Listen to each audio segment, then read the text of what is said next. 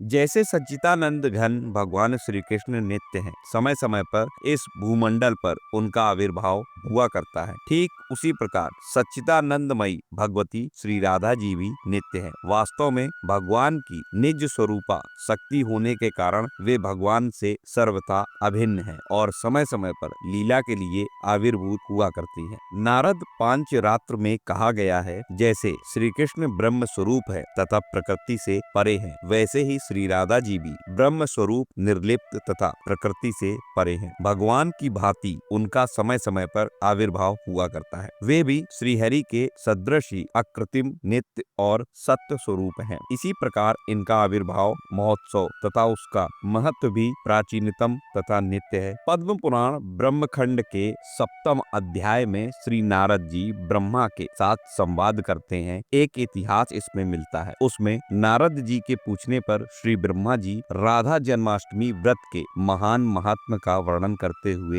एक प्रसंग सुनाते हैं। वे कहते हैं, वत्स नारद, पहले सतयुग में एक लीलावती नाम की वारांगना थी। उसने बहुत बड़े बड़े कठोर पाप किए थे। एक दिन धन की लालसा से वह अपने नगर से निकलकर एक दूसरे नगर में गई। वहां उसने एक जगह बहुत लोगों को एकत्र देखा। वे लोग एक सुंदर देवालय में राधाष्टमी व्रत का उत्सव मना रहे थे। गंध, पुष्प, धूप, दीप, वस्त्र तथा अनेक प्रकार के फल आदि से भक्ति पूर्वक श्री राधा जी की श्री विग्रह की पूजा कर रहे थे। उन लोगों को महोत्सव परायण देखकर वारांगना ने कौतूहल पूर्वक उन लोगों से पूछा, पुण्य आत्मा जनों, आप हर्ष में भरे यह क्या कर रहे हैं? मैं विनय पूर्वक पूछ रही हूँ, कृपा करके बताइए। इसके उत्तर में उन राधा व्रतियों ने कहा, भाद्रपद मास के शुक्ल पक्ष की अष्टमी को दिन के समय श्री राधा जी का वृषभानु के यहाँ यज्ञ भूमि में प्राकट हुआ था। हम लोग उसी का व्रत करके महोत्सव मना रहे हैं। इस व्रत से मनुष्यों के बहुत बड़े बड़े पापों का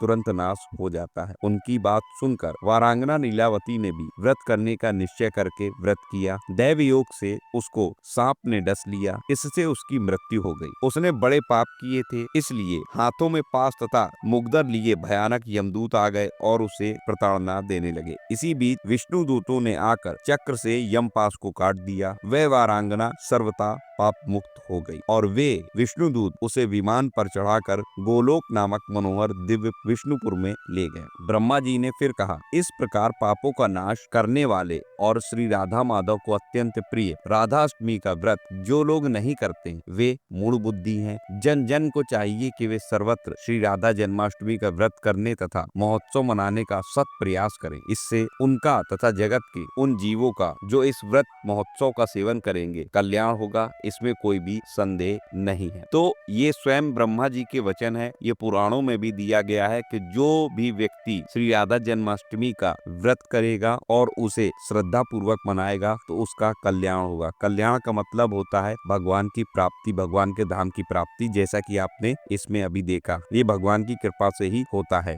आशा करता हूँ ये जानकारी आपको पसंद आई होगी और आप समझ पाए होंगे कि श्री राधा जन्माष्टमी का महात्म्य क्या है। वीडियो अच्छा लगा हो लाइक करिए, चैनल पर नए हैं सब्सक्राइब कर दीजिए, कमेंट में जय श्री राधे कृष्ण जरूर लिखिए। मिलता हूँ अगले वीडियो में नई जानकारी के साथ। तब तक राधा वल्लभ श्री हित हरिवंश।